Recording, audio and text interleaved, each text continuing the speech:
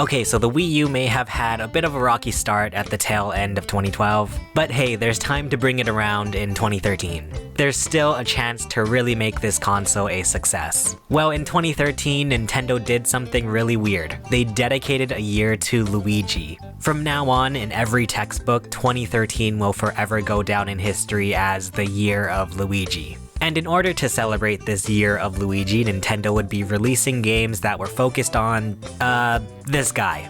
I mean, looking back at the Year of Luigi, there honestly weren't even that many things dedicated to Luigi. We got Luigi's Mansion Dark Moon, but you know, that was on the 3DS. It wasn't until halfway through the year when we finally got a Luigi experience on a home console. Nintendo announced the new Super Luigi U. This was really interesting because it was one of the first times Nintendo toyed around with the idea of downloadable content. New Super Luigi U basically remixed every single level in New Super Mario Bros. U. The DLC was released on June 20th, 2013, while a physical standalone disc for New Super Luigi U was released on August 25th, 2013. Well, New Super Luigi U, while offering a new Mario experience also makes some changes to the New Super Mario Bros. U gameplay. For one thing, the characters now have Luigi's control scheme based off of Super Mario Bros. 2, where Luigi has very low traction, so he's like very slidey. However, to make up for this, Luigi is quite faster than Mario and has a higher jump.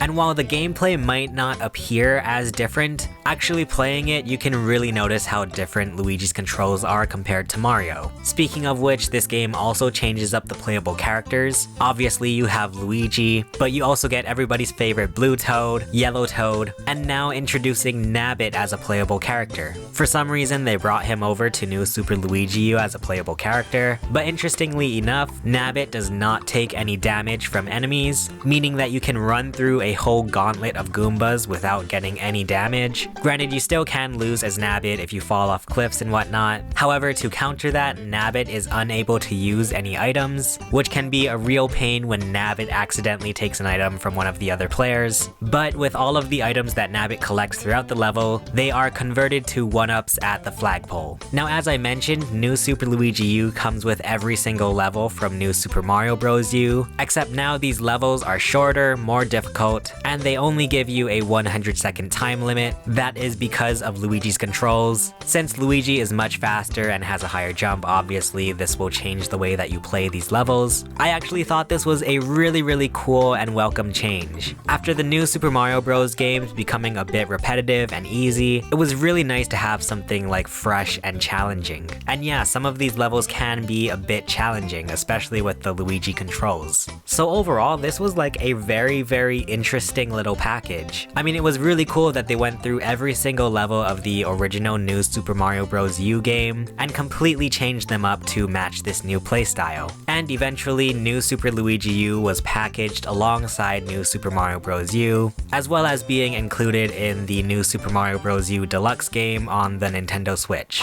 Quite soon after New Super Luigi U, there was another game released for the Wii U. This is Game & Wario. It was released June 23rd, 2013, and it's basically a spin-off of the WarioWare series. Keyword being spin-off. I was so bummed that we weren't getting a normal WarioWare game. And looking back at it now, I think it would have made perfect sense to release a normal WarioWare game on the Wii U. I mean, the WarioWare game on the GameCube focused a lot on the GameCube and Game Boy Advance compatibility, and that gave you a somewhat dual screen experience. I mean, I wonder what else console has two screens that you can use for games. Anyway, Game & Wario actually started out as a Wii U tech demo. However, they later added a Wario theme to it. It's another one of these mini-game collections. You get 16 mini-games that are supposed to showcase the gamepad in one way or another. I don't know, we don't need to go through every single one of these mini-games, but a few of the ones that stand out to me include Gamer, and of course we are all gamers here, so we have to check this one out. In this mini-game, you play classic WarioWare micro games on the gamepad. I mean, why not just make a regular WarioWare game? But anyway, every so often your mom will randomly show up and you have to hide your game. The main thing that stuck out to me with this minigame is that it is honestly terrifying. Like, I genuinely do not like to play this game because it freaks me out so much. It's so scary, it feels like a horror game. The way your mom can just be lurking in the background or pop out of the TV, it's so terrifying. But this minigame was later turned into a Smash Bros stage, so now we can never forget. And then finally, I think the minigame I got the most mileage out of with Game & Wario was honestly Sketch. In this minigame, one player draws clues on the gamepad, and then the other players guess. That might sound familiar to you, and that is because it is basically just Pictionary. I don't know, I guess Sketch is good because it kind of like brings Pictionary into a more electronic version, where you use the gamepad to select who gave the right guess. It gathers all of your drawings into like this gallery, which is kind of funny. But overall, Game & Wario was not as fun as a traditional WarioWare game. I feel like in a lot of ways, Game & Wario was Nintendo's desperate attempt to make another version of Nintendo Land. They really wanted to show off what the Wii U could do, and then they just made a bunch of these tech demos. Because the minigame started feeling too similar and repetitive, and they just weren't in depth enough to be very fun. While I do think you could force some fun out of Game & Wario, I don't know if this would be a party game to continue coming back to. It was honestly around this time when I started to have doubts about the Wii U deep down inside. I think that since Nintendo's game output felt so dry, it really made me feel conflicted with this console. In fact, one of the controversial games for the Wii U was Rayman Legends. It was originally planned to be a Wii U exclusive released on February 26, 2013. However, Ubisoft pushed it back to September in order to release it on Xbox and PlayStation. And they went on to say that Zombie U's poor sales led to Rayman going multi-platform. So Rayman Legends finally released on September 3rd, 2013. However, now it wasn't exclusive to the Wii U.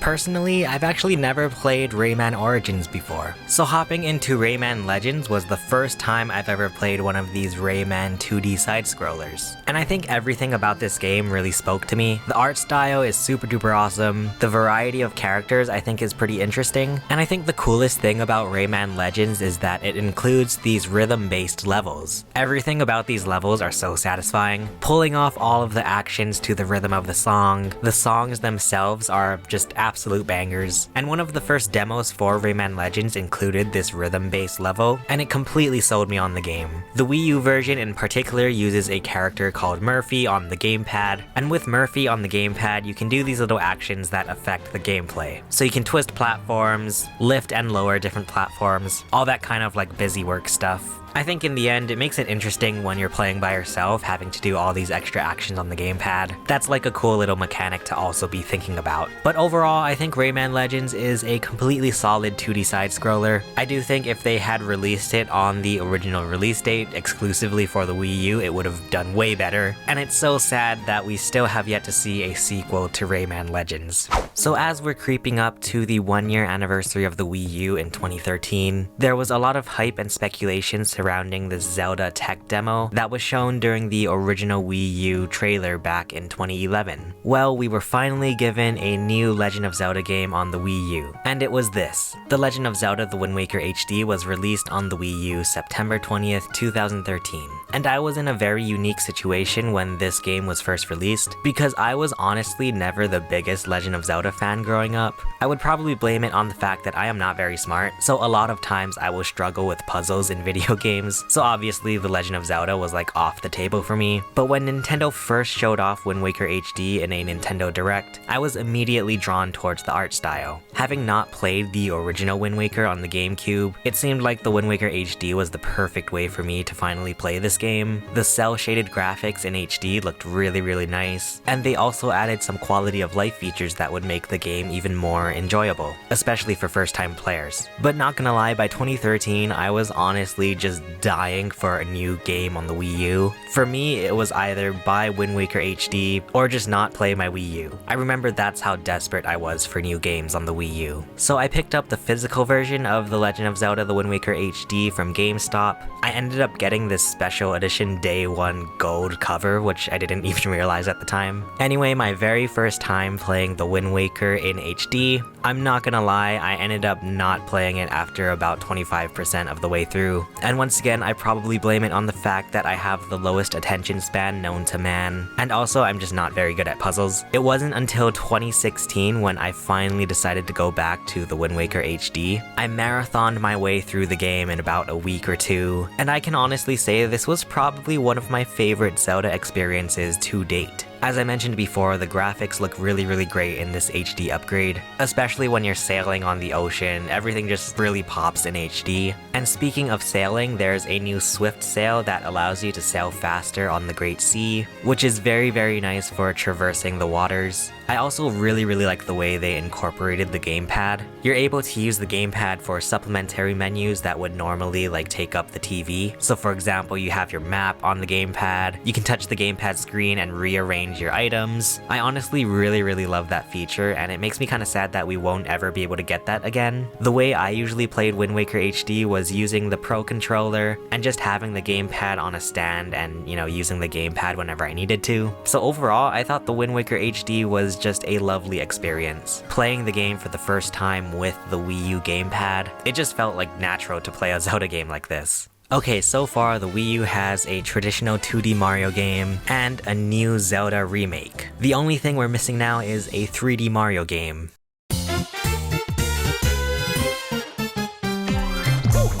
Nice. Super Mario 3D World was released on the Wii U on November 22nd, 2013. And I think this made for a nice holiday game for the Wii U. The 5 people around the world who would be getting a Wii U for Christmas 2013 would now have this multiplayer 3D Mario game to play on Christmas Day. Although everybody and their mother was expecting a Super Mario Galaxy 3 for the Wii U, we ended up getting a sequel to the 3DS game, Super Mario 3D Land. I think the general consensus at the time was disappointment that gamers weren't getting what they want, but for me, I think I was perfectly satisfied with this game coming out. I really enjoyed Super Mario 3D Land, so getting more of that in HD on a home console felt perfectly fine to me. And actually playing the game, I was having just as much fun as I had hoped. Similar to Super Mario 3D Land, Super Mario 3D World focuses on these linear 3D levels, where you start at the beginning and try to get to the end. 3D World does introduce some new gameplay elements though. For one thing, you have clear pipes, which the developers basically said that they wanted to see what Mario looks like in the pipes.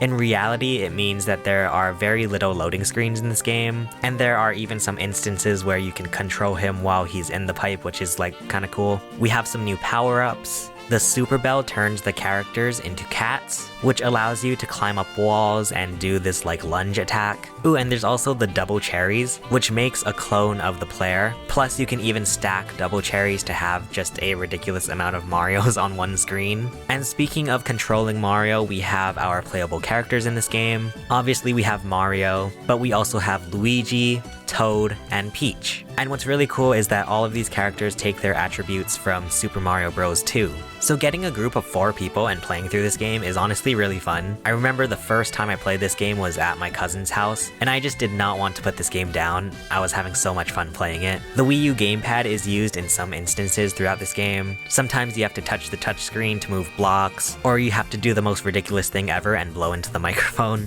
It's also funny to think that during the Year of Luigi we have a game with Mario in the title, and even in the box art Luigi is hiding in the background. But hey, to make up for the lack of Year of Luigi in this game, they threw some random hidden Luigis throughout the game, which is it made sense during the Year of Luigi, but playing this game now, especially on the Switch version, it seems so random why there are a bunch of Luigis just hidden around. You can also unlock a Luigi themed version of the original Mario Bros called Luigi Bros by having save data from New Super Luigi U. Overall, I'm not gonna lie, I really enjoyed Super Mario 3D World. I feel like this was one of the first must-have games for the Wii U. Granted, it had been over 1 year in the console's lifespan, but hey, at least we finally have a good game.